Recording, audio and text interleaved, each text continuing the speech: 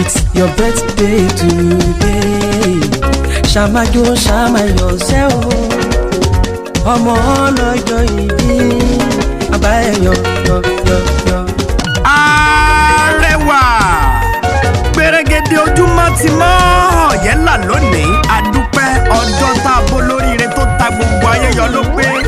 Alhaji Isa Báyọ̀mí ọmọ Ògúnṣolú ńlábíláyàjọ́ ní gbogbo òlú fi mì tìtì. Àti dúpẹ́ ọpẹ́ ò tán o. Ọpẹ́ la ṣe fọ́bọ̀ ọlọ́pẹ́ tọ́pẹ́ yẹ tí ò jẹ́ káyẹyẹ rẹ̀ ó di yẹ̀yẹ́. Ńlẹ̀ ọlọ́jọ́ bí òní o. Olóríire ẹlẹ́yinjú àánú. Ẹni tó ń fẹ́ kọ́mọ lẹ́yìn náà gòkè. Alhaji Chief Isa Báyọ̀mí Ògúnṣolú máa dá kọ̀jọ̀kọ̀jọ̀ gbogbo tó kójọ níjò dànù. Happy birthday to you. Ọmọ wọn ní jẹmọ àkómọyìn. Every 25 of December is your day. Tọdún 2021 ló pé ìní gbogbo èèyàn ṣe ń bá ọ yọ̀. Ọlọ́jọ́ bí òní o. Alhaji Isa Báyọ̀mí ọmọ Ògúnṣolú. Ìwọ ti gòkè ò ní jábọ́. Ibi gíga láyé rẹ ò ní relẹ̀. Ńlẹ̀ aṣíwájú rere tó ń káwọn ọmọlẹ́yìn jẹ́ dáadáa. Ó ti ṣọdún èyí náà lágbára Ọlọ́run ọba mi ó sì túṣẹ̀ mí.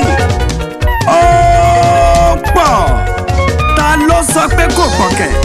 Orí Ọlọ́run láyé Alhaji Isa Báyọ̀mí Ògúnṣolú ó kọjá OPP tó pọ̀ pa.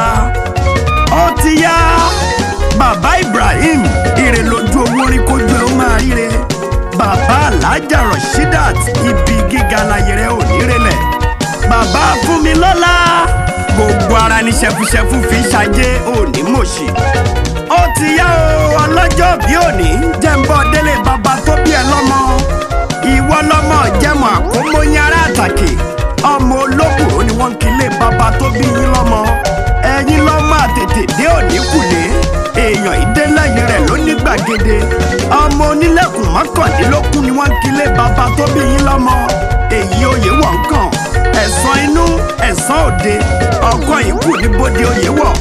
Ẹni máa má pẹ́ ọlá máa mọ̀ kòkò. Kì í jẹ́ kọ́ mọ̀ jẹ́mọ̀ ó ṣọ̀lẹ̀ àkómọyàn ọmọ onílẹ̀. Ọlọ́jọ́ bí òní o. Alhaji Isa Báyọ̀mí Ògúnṣolú.